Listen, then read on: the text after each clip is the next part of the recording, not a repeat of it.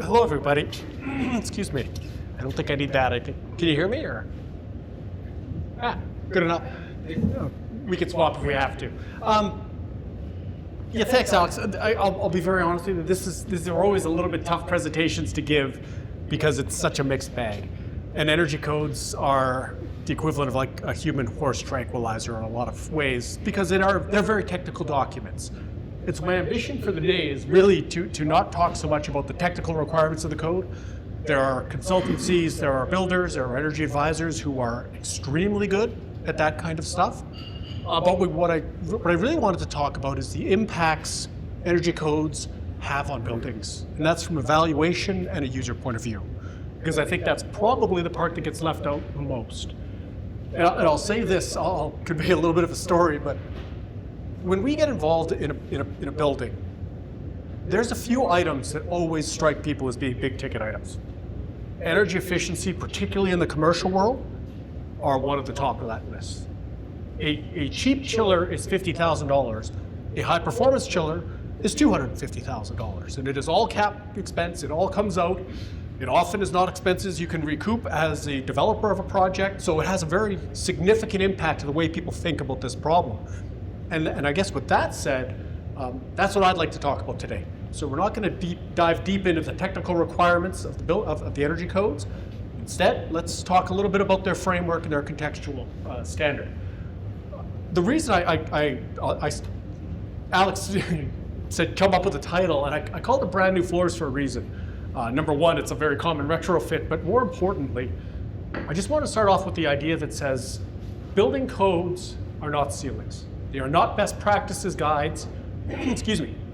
They are not how you build a building. They are, quite definitively, the worst you can do.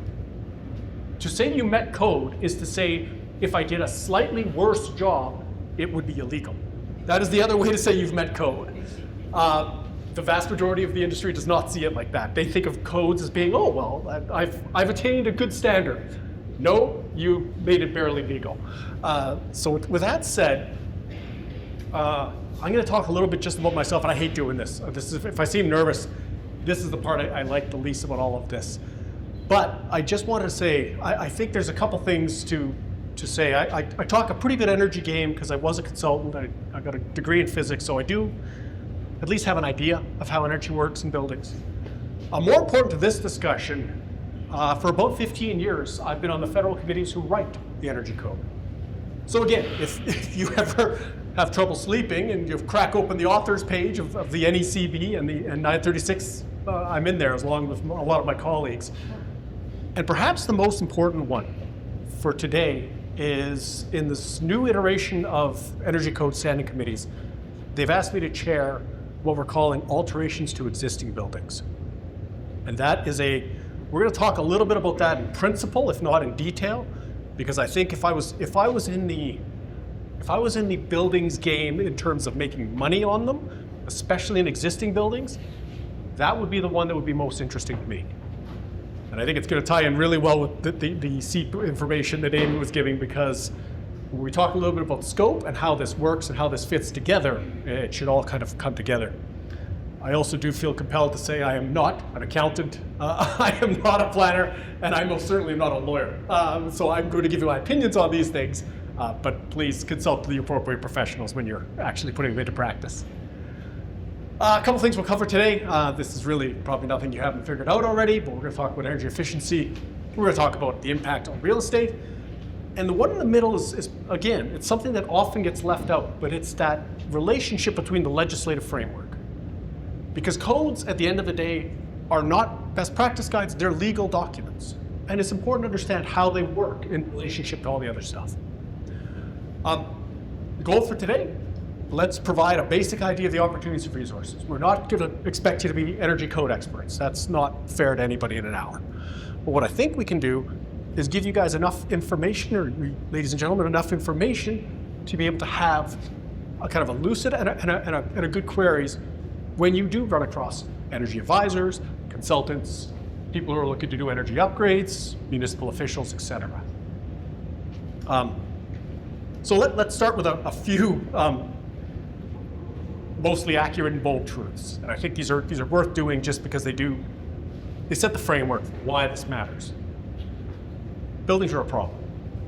When I say buildings are a problem, so these numbers are from the city of Calgary, but about 2/3 of our greenhouse gas emissions are directly related to the operations of buildings. That is a non-trivial part of the problem. It's quite honestly, it's the problem that we have to deal with. So when we write things like City of Calgary Climate Action Plan, that's what we're really trying to address here. I think that's important to note. The second one, and we'll spend a bit of time on this because this is really, I sometimes jokingly refer to this as the bar graph of failure, because it kind of is. I'll explain what it is. The vertical axis on this is energy use intensity. So that is the average amount of energy consumed per square meter of building per year. So the bigger the number, more energy your building had to use to function. The groupings are the geographic areas of Canada. Canada's data aggregated on the far right. The color is the year of construction of the building. So let's cut right to the chase. A building built before 1920 used slightly less energy per square meter than a building built yesterday. That is an absolute, I will speak on behalf of my colleagues in consulting. That is an abject failure in energy efficiency. There's a lot of reasons for that. We could talk about operating schedules, we could talk about glazing, we could talk about people not tolerating, swings in temperature in their spaces. But the matter of fact is, I use a joke about this where, contrast this with aerospace. Because the Wright brothers flew for 120 feet on a beach in 1903 in South Carolina. And in 1968, they orbited the moon in Apollo 8. And we demonstrated a negative 7% improvement on energy efficiency in a century of trying. When the government kind of collected that data, it was pretty obvious and said, we need a regulation. We're not doing this of our own volition. Somebody needs rules to follow. That's why we have energy, literally.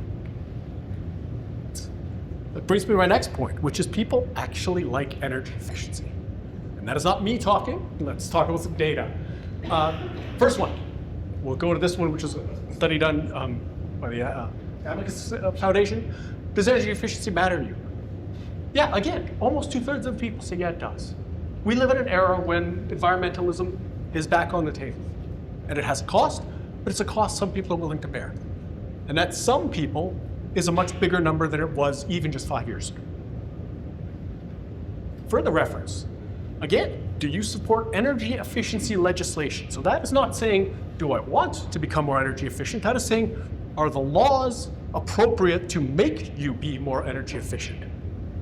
I know we take a lot of hard times in this province, but basically only 6% of the population said, not for me. So 90% basically said, no, we can get behind this. And again, I think it's growing relevance of the environmental movement and climate change. And with that relevance comes with it an acceptance of cost. And that's what we'll spend a little bit of time talking about today. Last one, I'll just throw this in here. This is a little less formal data, but this is CHPA's. Every year they do a list that says, hey, what do you like in a building? What are your must-haves when you purchase a home? 4 of the 10 are directly related to energy efficiency. Those are big numbers. Like that is not an insignificant, pardon me, component of what you'd look for. And again, I can talk about a linen closet. That's a $500 bonanza. Like that's a nothing. Energy efficient windows, that's several $1,000s to start, typically speaking. So people are recognizing not only the cost of these things, but the desire to have. One of the other statements I'll make is doing nothing is actually doing something. And here's where we're going to talk about the whole idea of climate mitigation, climate adaptation, et cetera.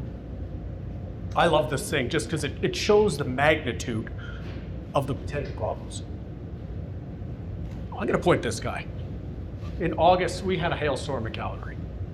It incurred $3 billion of damages for insured loss. Like, I'll quote an old newscaster, but he goes, it's funny that the only time $1 billion doesn't sound like a big number is when it's government's talking about money. Well, this is the insurance company going, holy mackerel, we have an issue. And they're not wrong. I'll diverge just a bit. One of my former jobs was with the city of Calgary, and we helped do the Hail Resilient rebate program. So basically we were gonna give you, I can't remember what it was, but a couple $1,000s to put on Hail Resilient. Not only was that project a success, it was oversubscribed in the first month, and the Insurance Bureau of Canada has estimated that the next time we have a hail event, it'll probably save $500 million in insurance claims. I have no idea how they came up with that number. It never is their formal report, so I think it's a little bit of tummy rub engineering. But the point being, there are steps you can take on a home to not only talk about energy efficiency, but to talk about climate resiliency, adaptation, all of those things. Here's the actual numbers. Climate inaction is going to cost us a small fortune. And it's the nature of the beast. Buildings are getting bigger, they're getting more expensive, labor's becoming harder to access. So even if I had the same amount of damage as I did to a 1950s home, the home is twice as large, which means twice as much roofing, so costs have doubled, inflation has set in, labor rates are higher, material costs are higher. It's a big issue.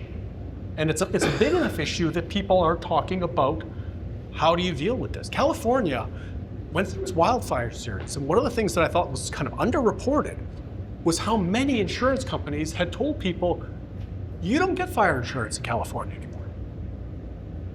Like, imagine that. You buy a $4 million house in the hills and somebody says, oh, by the way, if there's a fire, I hope you have $4 million in your bank account. That's an alarming statement. Like, I don't live paycheck to paycheck, but I'm not that wealthy that I could just say, I'll take a $4 million hit and walk away. But these are all part and parcel of what we're talking about in this world of codes and where they're expanding their kind of reach. Now the bad side, as I implied earlier, I wish energy efficiency was free. It's not. There is no reasonable way I can look at two buildings and say the energy efficient one is going to come in at the same cost as the non-energy. I can redistribute funds. So this is a good example where I might leave a ceiling finish out in order to increase the roof insulation. But that is a design choice. If I build this building, I did same fits, same finishes, same materiality, everything else, and say one needs to be energy efficient, the other doesn't. I was a consultant a long time, and there's not a hope in hell I would have about being able to turn those two buildings into the same cost. That's the reality of them. Chillers cost money, insulation costs money, better windows cost money. They have value, but they cost money. And again, I think that's important to recognize when we talk about the bigger picture of how to deal with energy efficiency codes in the valuation of buildings. So I kind of half jokingly, I took these from our Alex, it was nice to give you them. These are just two samples from our wall library. And the left is essentially your bare bones wall. The right kind of is the Ferrari of this. But everything in the red box costs money.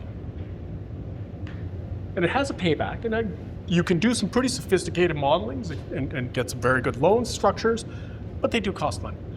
So it changes the relationship again between the capital expenditures and your operating expenditures. And we'll talk quite a bit about that today because I think it's important. The other thing that I think is really critical to say is not every energy efficiency dollar is the same value. So this is where if one of my ambitions out of doing any of this work with AREF was to give people enough information to ask the hard questions. So when they are talking to somebody who does renovations on a suburban home, what are you renovating and why that and not the other thing? So this is every first-year engineering student's favorite diagram, which is the diminishing cost return of increasing insulation. And I just want to show that once you get to this kind of R14, R16 area, the line starts to be pretty flat. I can add a lot more insulation and get very little payback on this. But what I'd like to do is go a little step further that talks about, okay, if we know this continuum is true, let's understand that different parts of a building hit on different parts of this curve. So if I'm looking at roofs, going from an R50 roof to an R60 roof is ridiculously cheap, but it's also not going to give me much, bang for my buck.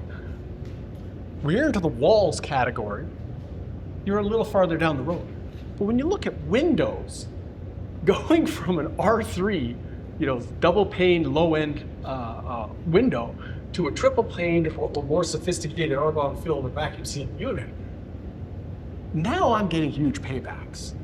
And to me, this all comes into that wonderful question of not only what I have done to a building, but why and what are my return values on that. And that to me is a discussion that we should be prepared to engage in. It's not an easy discussion. It can be grossly technical, but to me that is how one demonstrates that the more sophisticated analysis of a building to determine the appropriate value for a client. With that said, I'm going to go into the policy and legislative framework here. And I fully understand this is probably not the most exciting stuff we'll talk about today, but I think it's important. And the reason I think it's important is because it is universal. Every time we talk about a building in the province of Alberta, and 99% similar across the country, you are talking about the same set of rules, which is, they're effectively as close to universal guidelines as you can get. So let's understand, we really have a pyramid of hierarchy here. And this is arranged in a pyramid format for a reason. Because the one that sits subsequently on top of it essentially gets trumped by the one below. It's the old foundation model. So when I talk about provincial authority, that is the basis for anything we talk about in codes. Okay? When I talk about the SAIT Codes Act, I'm talking about how codes are actually implemented. When I talk about the Municipal Government Act, I'm talking about things that are run through bylaw. And the most important part I can say is, in terms of energy efficiency, these all have critical filtering. So the provincial authority is what establishes tiers. And when I say tiers, what I mean is performance tiers in the energy code. And we'll talk about those in a few minutes of what that actually means.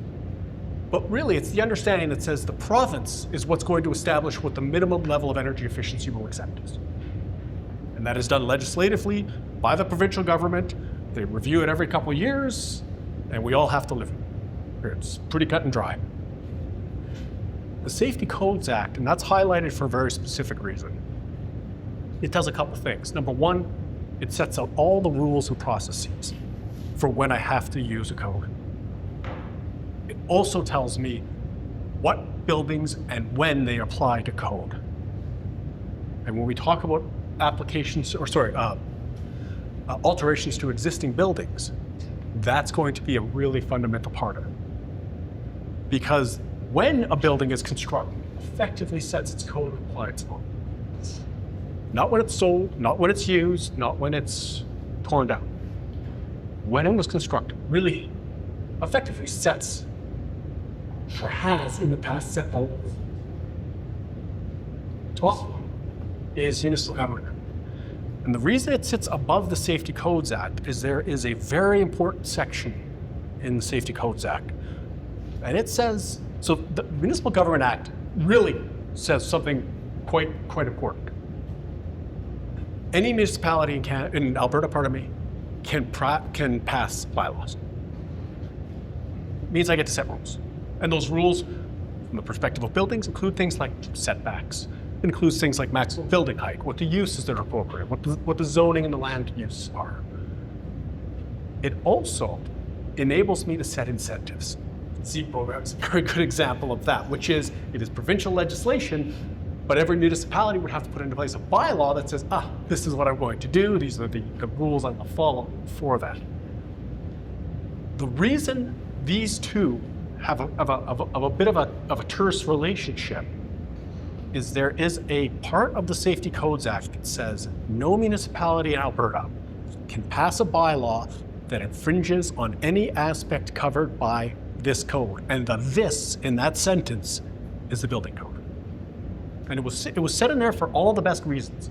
Its intent was to say, if Fred runs municipality A and I run municipality B, I can't undercut Fred and say, hey, I'm not going to enforce code in my municipality.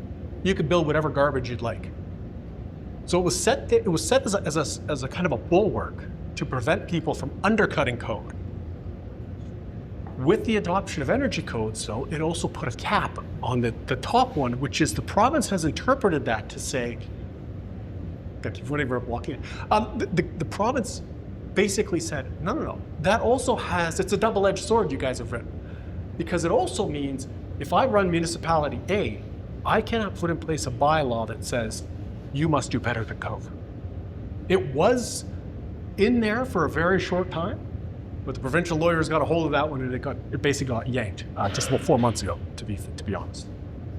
So it's a very interesting relationship in the sense that you have the right to put in laws. This is the laws of how you build buildings, but this cannot tell you what to do with this. That is my non-legal opinion on those things.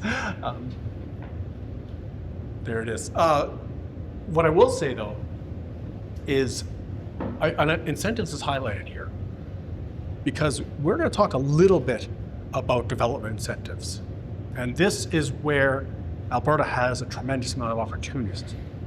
Because although the minimum level of energy efficiency has been established, if Amy says, I'm going to give you a bonus density, or speed up your permit process, or hell, cut me a check. I'll give you $100,000 to build a higher tier of energy performance. That's a development permit issue, not a building permit issue. And it's exempted from that relationship between the Safety Codes Act and the Municipal Government Act. And again, that one I will add the gravitas of saying I've actually spoken to my friends-in-law at the City of Calgary, and they agree with that interpretation. So, if I was to give you a very terse summary of this, the province of Alberta has established what the minimum level of energy efficiency is. No municipality in Alberta can mandate a higher level of energy efficiency than that stipulated by the province. But any municipality can put in place incentive programs to encourage people to do so. That's a really wild place to be, especially if your job is to put a value on buildings. And I think that's essentially what realtors do a lot of the time, is help people establish a fair market price for their goods, their property. And we're not alone in this, by the way. The Toronto Green Standard is kind of, for years it was effectively the gold standard, just recently kind of surpassed by Vancouver. But if you were going for a land use change in the city of Toronto, for years they would always ask you for essentially an environmental study, and they would put conditions on there, often tied to energy performance values, that said, yes, you can get your zoning, but you must perform to this level of energy efficiency. Vancouver does the same thing. The Vancouver building bylaw effectively has a whole section tied to their land use planning and zoning. And again, that's a really interesting way because, well, think about it this way.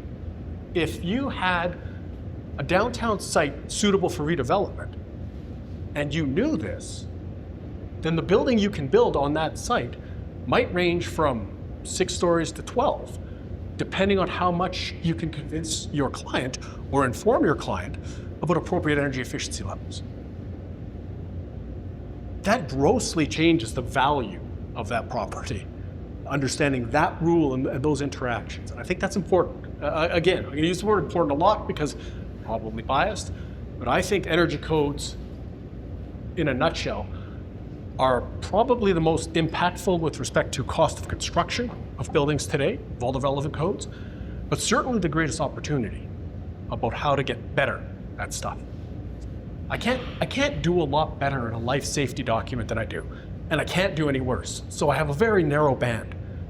Energy efficiency, like think back to that colored bar graph. When we can show people that we haven't made meaningful progress on energy efficiency in a century, you know there's a lot of value to be mined in that. And that's a really good place to be if you're into the industry. We're going to get into a little bit of the codes for scope and stuff. And by the way, I probably should have started this. Alex opened the door and I didn't walk through it. If you have any questions, please let me know during the thing. You don't have to save them to the end. You don't have to, like, we're a friendly enough group here. We could run this as much of an interaction as we want to. So I should have started there, but my apologies. Let's understand a few things about energy codes. So this is where we're not going to get technical, but we do have to understand scope. I think that's really important. Number one, as currently construed, the energy codes of Canada deal exclusively in the operational energy consumption of a building. That is the energy that is used in its use, not in its construction, not when it's decommissioned, but in its expected use as designed at the time of construction. Okay? It does not talk about life cycle greenhouse gas emissions. Life cycle greenhouse gas emissions means both the operational greenhouse gas emissions and the embodied greenhouse gas emissions of construction.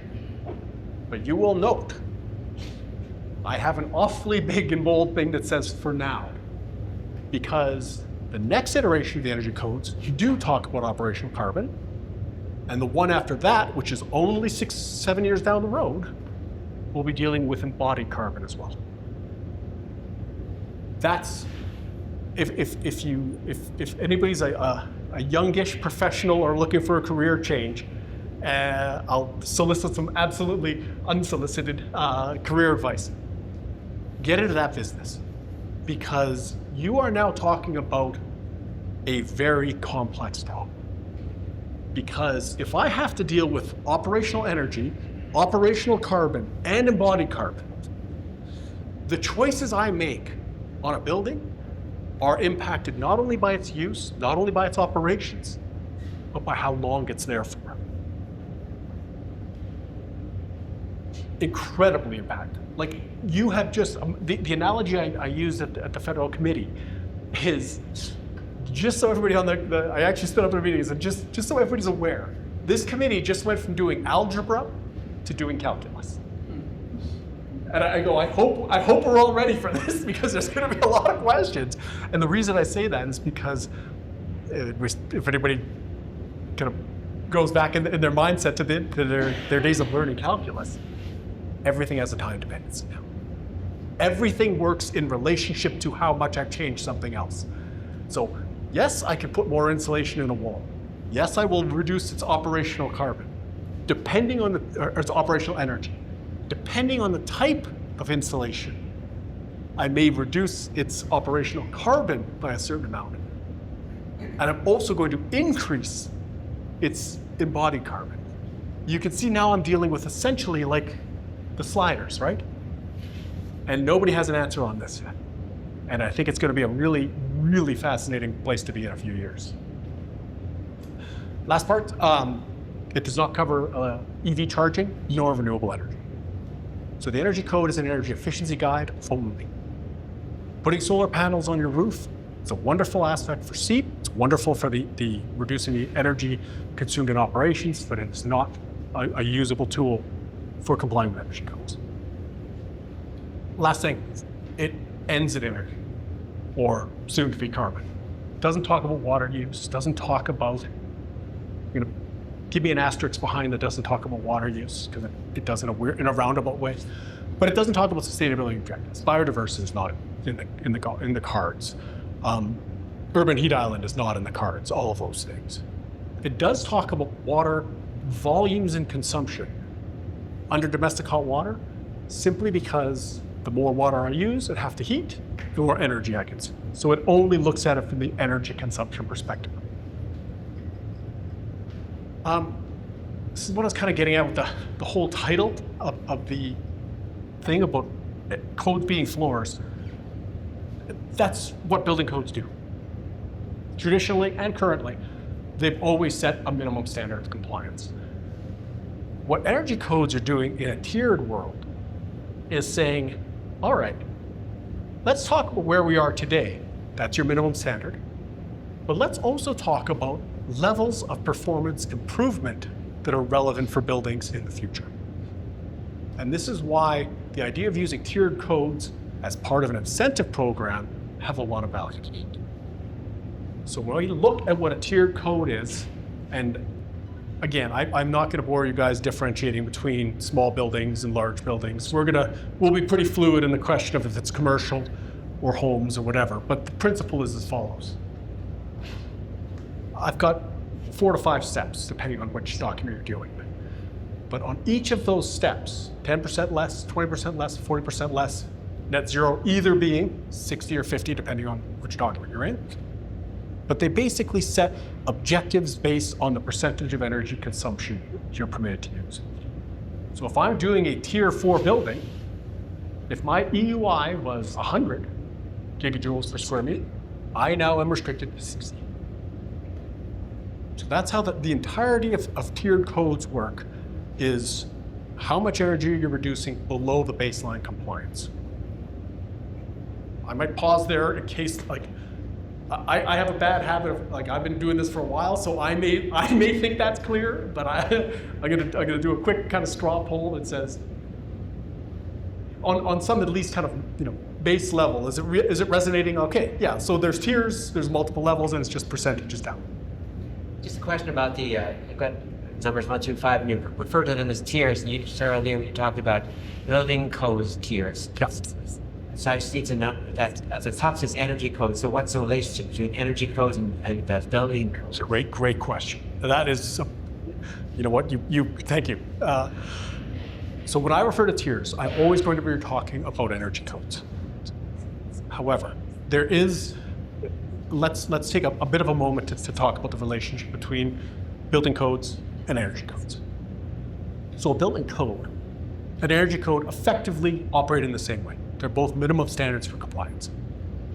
However, the scope statements of a building code always deal with property protection, life safety, and building use and size of construction. That is the extent of their impact. Energy codes only deal with energy consumption and energy efficiency in buildings. Now, the relationship between the two is commingled, that's not the term. It is, the lawyers would have my head.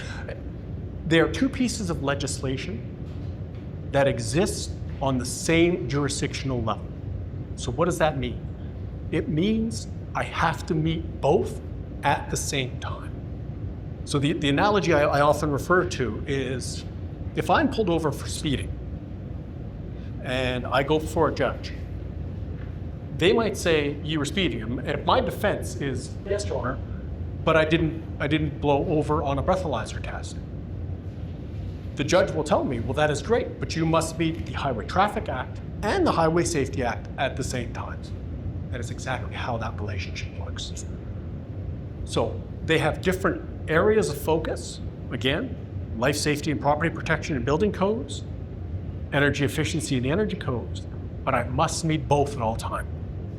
That is important. So if ever you get an area where there's conflict, and there was a conflict for a long time, believe it or not, in flow rates of fixtures and bathrooms, you must do the more stringent one. That is the only way to meet both of those documents, is you have to meet the more stringent requirement, whichever it may come from.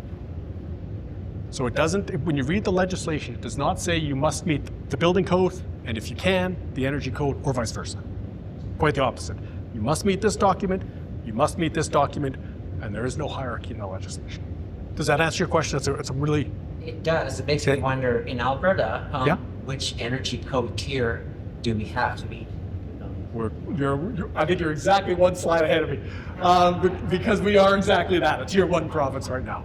So we are doing basic compliance. We have every expectation that within 2 years, we'll probably be tier 2. The Home Builders Association have looked at the tiers and effectively said, we're pretty comfortable with tier 2.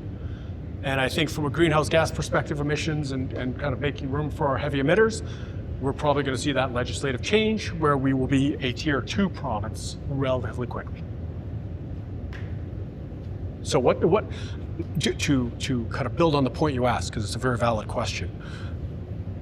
What we would expect is the minute the province says we're a tier 2 province, every municipality in Alberta is automatically a tier 2 province. They usually give you 6 months to adjust, but that's how that would work. Nationally, depending on where you are, BC has a mixed kind of hybrid system because they allow various municipalities to set their own tiers. That's a unique piece of legislation to BC. Saskatchewan came in at tier 2, has since gone back to tier 1, so they're the same as us. And Ontario, depending on who you ask, is kind of tier 1.5. They've used their own documents for some time. So, but those are the minimum compliance. Now, again, I'll ask you to recall when we talked about incentive programs, if the town of Canmore has a program that says we will expedite your permit if you meet tier 5, then contractually, your agreement with them from a development incentive perspective is you are doing tier 5. So it doesn't have to be the minimum. It can just be whatever you've agreed upon as a development criteria. This is where it gets a little bit funky, and in a good way and in a slightly challenging way. Because as I said, if this building, let's say this building was built in 2015, it would have had to have complied with the Alberta Building Code 2015 edition, right? Makes sense. As it goes through its life cycle, if I don't change something, I don't have to upgrade an existing building. And if I did an addition, for the most part, I'm allowed to say, well, the addition is going to comply with the new code, but the existing building's not. Okay? That's how we've done this for generations. The challenge is, I think I'm going to quote the number, but I think 80% of the buildings that are going to be in use by 2050 are already here. Buildings go at an absolutely glacial pace. Like I always joke whenever my colleagues would use the term, we have a planning emergency. I said, generally speaking, one of the characteristics of buildings, relatively slow movement, guys. Like this is not, but joking aside, what we're really talking about is the buildings had always been, you meet code once, you leave it forever. If I change something, the thing that I changed, and only the thing that I've changed, has to meet the new code. Simple rules.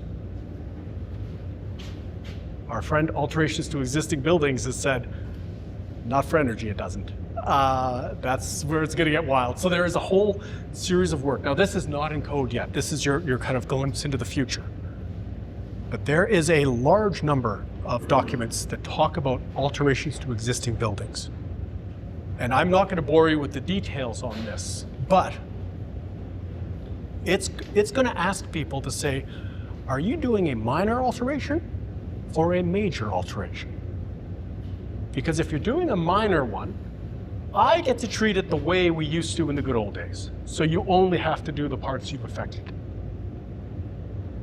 But if you are exceeding the criteria that says, no, you're changing a building constructed a century ago, I'm going to ask you to do the whole building's energy efficiency to a new standard. That's, maybe I'm biased because I did spend a good portion of my career enforcing code. That's a game changer. It may seem like very subtle language differences, but it's a game changer. And the reason it's a game changer is, think about this. You own a 20-story building, okay? I have a law firm on the 15th floor. That law firm has been there for 20 years. They haven't done a thing. It's all salmon-colored oak paneling on the inside and gray rugs. They move out, and somebody says, I want to put in a sewer room because I have an engineering firm. Whole floor. Wait a minute. What does that mean for the building's energy performance now? Because it's not just that one floor, possibly. Does it mean I have to upgrade the envelope? Does it mean I have to go to my mechanical system? Does it mean I even want that tenant? Like, think about what we're talking about here. If I owned a warehouse, there's going to be a point where I'm going to have to make a conscious choice that says I do or do not want this tenant in my leasable space, because I might have to upgrade something that I'm not prepared to do. Or how do I negotiate that contract with the tenant that says, just so you know, you're buying 50% of the chiller I have to put on this building because you're the cause of it. Like that's the kinds of discussions we're going to start having to have. Go ahead, Frank. Does that mean the entire building envelope might have to be replaced? So, in all honesty, I wish I could give you a definitive answer. We are working that out right now at the federal level. So I really do treat this as forewarning, because this is the kinds of conversation the public and the industry needs to get involved in. Because there is no definitive rule for that yet. I will give you what Vancouver did. So Vancouver had effectively a similar idea, especially tied to their land use zoning, where they would say you must upgrade a building in order to do it. They basically said, the minute you touch 30% of the floor area, you're in. You have to upgrade the building. So that was something they kind of arrived at by a little bit of tummy rub engineering, as I call it. But that's what they put in place. And there's a lot of people saying, well, do you break it up? I would advocate you break it up by system. There are a lot of people who say, I have to do a trade-off calculation for everything, which means I may not have to upgrade the building, but I might be restricted on what I can do, given its area and its impact on the energy efficiency. I don't have a X, Y, and Z or what we're doing yet. That is, I think that's why I mentioned it right when I did my kind of useless introduction, was I'm chairing the task group on alterations to housing and small buildings. And that alone, like commercial is much more complicated, but even a house is a really interesting one, because it's like, oh, you've put on an addition. Do you now have to upgrade your furnace? Like you might have for sizing, but we used to, like furnace sizing was one of those things that was kind of like a black art for generations. You just put in the biggest one that was on the truck. Literally, it was kind of there's often the capacity in there, but you might not be able to do it because it was a 78% efficient, mid-efficiency furnace. So your $70,000 renovation just turned into $78,000 because I now was in a high efficiencies. And then it's a necessary ducting to punch a hole. Okay. Whoa, that was not the budget. It probably wasn't because we never did it before. And it's you can see how the knock-on effects start to come in, where, again, why do I say this is a great opportunity for people? If you are wise in how these codes are written and what they're asking for, maybe my answer is going to be, or if I'm an energy advisor, my answer is not going to be, we're not going to touch the furnace. We're going to ask you to spend an extra $1,500 on better windows, and I can cut down the energy consumption in the addition part to avoid having to do that. Again, it's the world of multiple variables in a building performance. Calculus versus algebra. It is not a crazy analogy when you look at it in that sense. This is just a graphic. I know you can't read it. I barely can either. I just want to explain what it says from an alterations to existing buildings perspective. So it basically says a couple things. Number one, the top thing is maintenance or repair or replace. If I'm just doing maintenance, I'm always exempt. The building code has always said that. So if you have a 92% efficient furnace and it conks out, you can replace it with a 92% efficient furnace. If somebody drives their car through my wall, I can rebuild that wall as the wall was because it's in repair. Where it gets a little bit weird is in this, and this is where that, to your question, Fred, this is where the gray area is, no pun intended. What do I have to do in order to kick it from a minor renovation that says I only have to worry about the new parts to, no, you have to worry about the new parts and you got to go fix something else, or otherwise kind of show me why you don't. This has a lot of interest in it right now. And again, I encourage everyone, if I may soapbox for just 1 minute, having helped write codes for 15 years, the most embarrassing part of it in this country is how few people are actually involved in something that is so important to how industry functions. It's shocking how few people actually show up or read code change requests. And part of it is the process is so antiquated. There's no other way to describe it. It literally, you would think it was written in the 50s. Oh, wait a minute. Yeah, it was written in the 50s. That's why.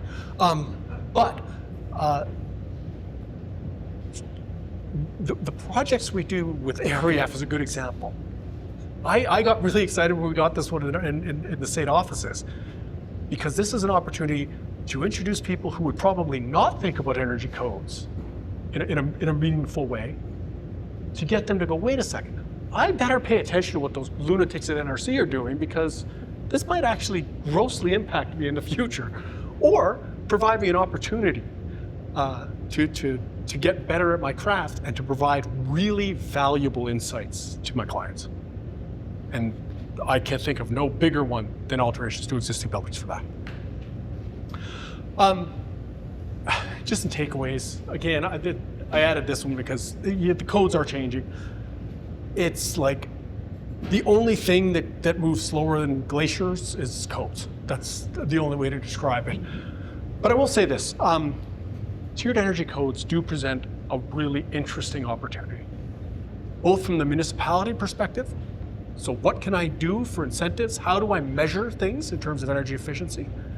Also from the world of valuing buildings.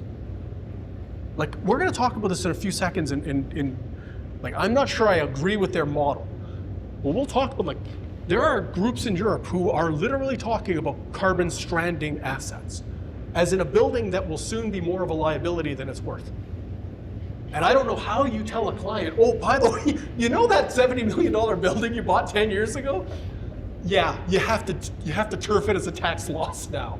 I've never had that conversation. I'm not sure I'd want to, but it's plausible under the right set of circumstances. And Europe is getting frightfully close to having exactly those circumstances. So, which is I was completely coincidental. I didn't know what the next slide is, but here's the impacts on real estate, because that's what we need to talk about.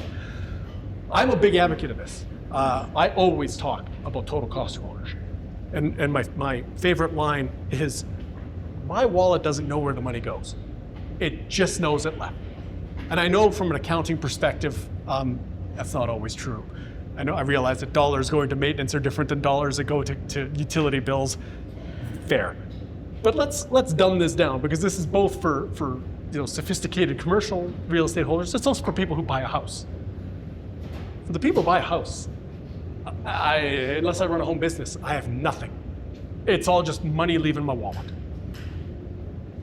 And that's important, because when we talk about total cost of ownership and project it out, that's the one that matters. It's like, if I have a $20,000 house that uses scads of energy, my utility bills are so much larger proportionally than the mortgage costs. And vice versa. If I have a super efficient 20,000 square foot house, if it's net zero, I don't care what the utility rates are. It's free. I just need to deal with that mortgage. And at the end of the day, again, in my very simplistic kind of dumbed down model, my wallet doesn't know or care where the dollars went, if they went to a mortgage or they went to utilities. So what I like to kind of think about this is just highlighting some of the items that we would have, that a valid and somewhat increased sophistication on understanding those dollars are. So yeah, I have upfront costs. So the purchase price, totally gonna, of course, I can't buy a building I can't afford, regardless of how energy efficient it is. Do I need renovations or immediate repair? Like, what a great question. If you buy a house as a fixer-upper, I'm pretty sure alterations to existing buildings is really gonna have a lot of people concerned about this. as it should. Because am I now okay to do those renovations, or do I need to do them at time of purchase? I don't know. Like, we need to work that out. Interest rates, home insurance, utilities, maintenance, repairs. These are the kind of costs of just running a place. Law enforcement, major systems replacements. Roofs they are consumables. I know it's funny to use that term, but a roof is as consumable as your food. It has, from the day it goes on, it's going through a degradation process and it has to be replaced someday. Now, generally I don't eat for 20 or 25 years, but from a building perspective, I can expect 3 roof cycles in the life of a building. That's a consumable. Changes you make. And renovations is interesting because everybody thinks about renovations as being owner solicited. I want a bigger house, I want better. If you own a warehouse, every time you change tenants, somebody wants something in that building. And it doesn't matter if it's a broken overhead door or new office space or whatever, but if you're in the commercial world, renovations is a big part of it and what that looks like. The last one, of course, resale. We expect to be able to sell a building at the end of its life cycle for something. I threw this in here just because I find it really interesting. And it's, so this is, I actually put the source on this one. So every year, the City of Calgary does a downtown office leasing summary. It's essentially a report that says, here's who's leasing what, here's what the vacancy rates are. And I just wanted to point something out, and I don't want to bore you too much, but let's just take any one of these. AAA, the City of Calgary expects an operating cost of $22 a square foot and a C-grade building at $14.50. Because that AAA building probably has more servers, better lighting, air conditioning, all those things. So yeah, it's more expensive to run. On the flip side, that AAA building, oops, sorry, those are vacancy rates. That AAA building rental rate is $22 a square foot. That C grade is $8.50. Why am I belaboring these numbers? Because comparing 22 to 22 means I'm at about 50% op costs versus lease. If I have an older building, which is not surprisingly the exact same buildings and alterations to existing buildings is going to impact the most, I am leasing this thing at $8.50 a square foot, and it's costing me almost double to run it. Op costs are the dominant expense of that building, not lease. How much is it costing you to run that dump? Go ahead, Fred. But the tenant pays the op cost, so who cares? As an owner, you don't care. So that is exactly it. But so I'm glad you raised that point. I fully agree with you. But I will say this: put yourself in me as dumb guy leasing guy. As this stuff becomes more prevalent, I'm going to start looking more and more at what is the op cost you built into my contract. And that's why the vacancy rate is 30 points versus 6. Bingo. And that is a very astute eye. You literally went where I was going next. And that is why you see those buildings being almost impossible to lease now.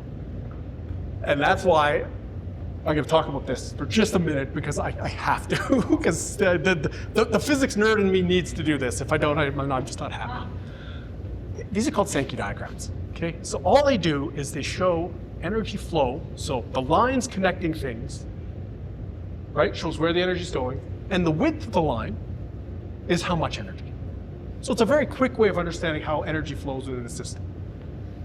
Given what I just said, not surprising, this is the Sankey diagram for an office building in I think it's New England, in the wintertime. I just got to point out a couple things. This is natural gas, that's electricity, and you can see that it goes to a bunch of things, lights, boiler heating here, all of this stuff. In reality, and this all goes back to when you are talking about how to value a building. In a climate less severe than ours, I'm dealing about 2/3 of my problem is simply the boiler and heat flowing out through the windows in the envelope. That is the bulk of my energy cost. If you can fix this, that one path, right down the center, you have largely fixed your energy problem. So if your consultant says, hey, I'm gonna help you meet alterations to existing buildings, we're gonna put in a new $200,000 chiller to cut your air conditioning bill by half. Air conditioning, cooling, yeah, thanks but no thanks. You haven't helped me one bit. I know a guy who can give you triple pane windows for a 20% discount. Oh, yeah, let's talk to that guy. or let's talk to her, because they've got it. They know what to solve my problem. The other thing I have to say is energy is one thing, cost is another. Electricity and gas are all the same thing. We could spend an entire day talking about the utility structure in Alberta, about a deregulated market and everything else. I'm not prepared to go there, but just be aware. A gigajoule of gas is not worth the same as a gigajoule of electricity. So the conversion matters. But to the point of what Fred was asking about, of why you can't lease some of these buildings. So CREM is the carbon risk, the carbon risk real estate monitor. So it is a methodology, you can download it. All their position papers are free. It mostly deals in Europe and Australia for obvious reasons. They have much more stringent greenhouse gas emissions. But they actually talk about projecting buildings out into the future, where as the price of carbon continues to go up, and as people delay energy efficiency measures, is there a point, what they call a stranded asset, where the carbon budget for your building exceeds its value, or at least exceeds what you can do reasonably to upgrade it? And that's what I was getting at when I said there is a chance in the not so distant future that you might see people literally saying, that building is now a tax write-off for us. And shockingly, in Europe, there's already people like, if you look at certain countries that have very stringent carbon reduction emissions, they're already kind of like, you upgrade now, or you don't have a building worth anything in a few years. You have land, but the building itself becomes a liability. Again, I'm not going to pretend to be an accountant, but it's food for thought. To me, it's a very interesting way of looking at a building, which is not as an appreciating asset always, but in a world where carbon costs money, it might have a depreciation factor to it. We're going to probably speed up a bit. This is just, when we talk about all the things a municipality can do under the kind of pretense of tiered energy codes, when we talked about development incentives, everything from SAIT to increasing the amount of buildable area of a building, better processes,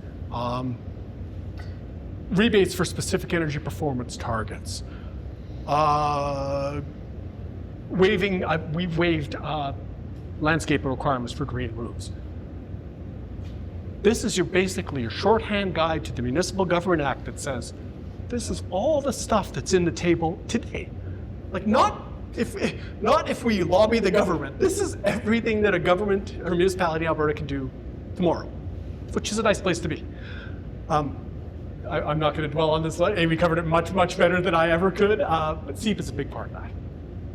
And I'll give you my 2 bits on it. I love the idea of putting something on property tax and having it go with the building, because that building's there longer than I am, and probably a lot longer than the company's going to be there. We're getting to the end. I wanted to kind of give a way that we can just put it all, for me, the relationship between development incentives, new regulations, and valuation of buildings in a real estate world. And I made this formula up. So again, I'm sure an accountant's going to just run me through the ringer for it. But let's take a very simple one where I have capital costs. I have operating costs that come down, and that's all of this stuff, right? I have a building that may make me revenue, especially in the commercial world.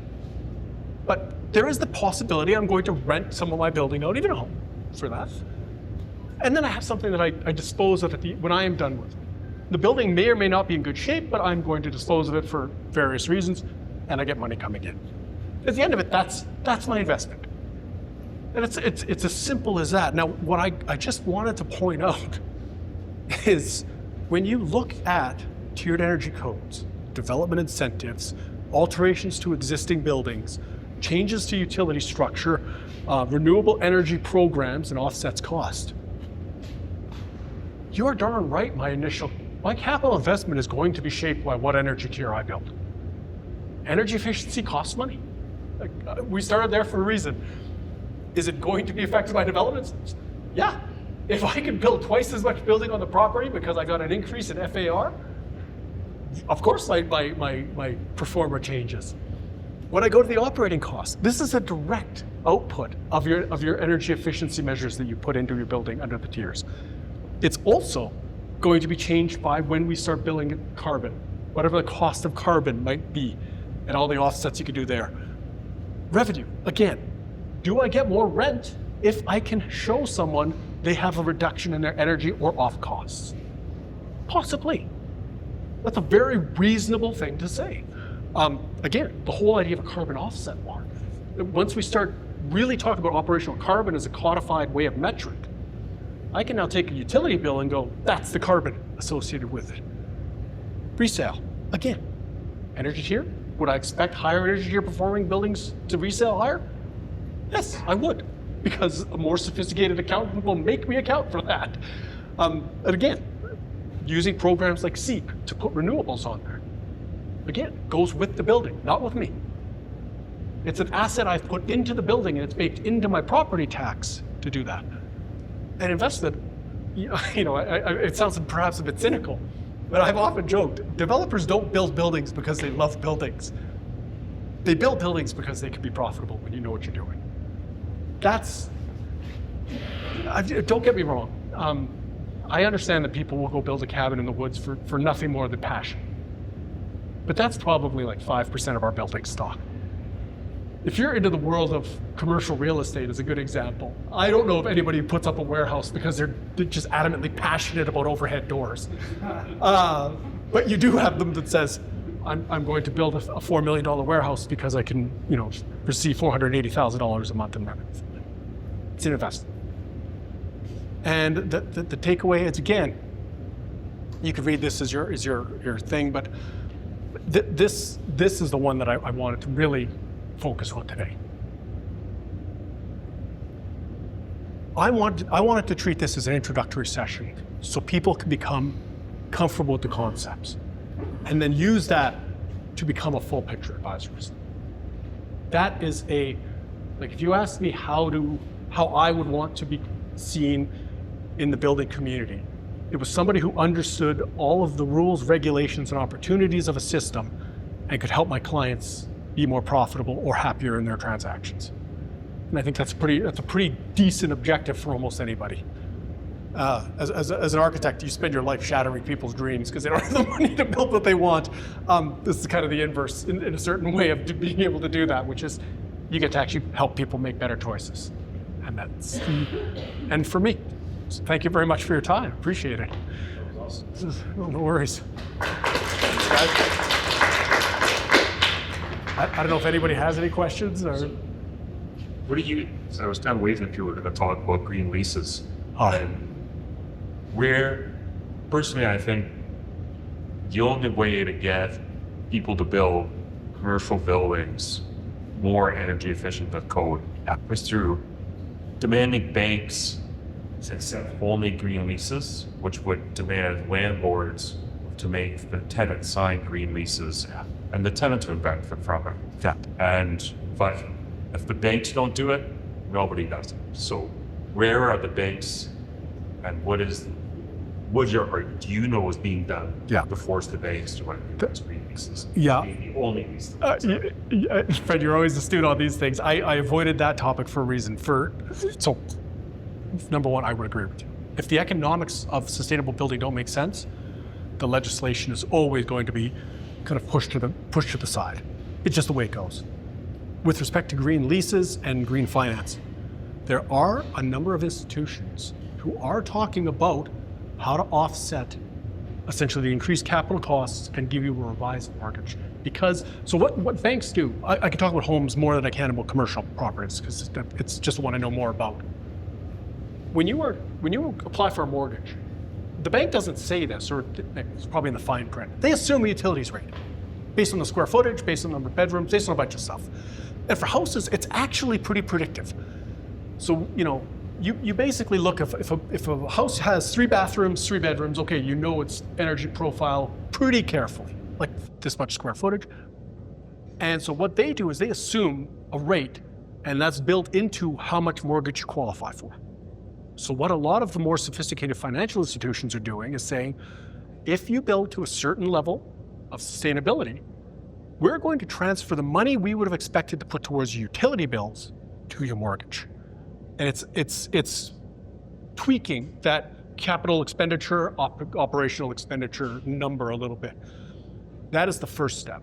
But you are absolutely right. When there is, to me, as this kind of grows in maturity, there should be recognition of things like,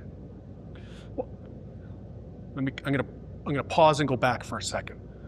One of the great things that has happened in the last decade has been essentially applying AI to building data. So I can now go on something like Energy Star, feed in my number of employees, my square footage, my climate zone, if I have a server, a bunch of information about my building,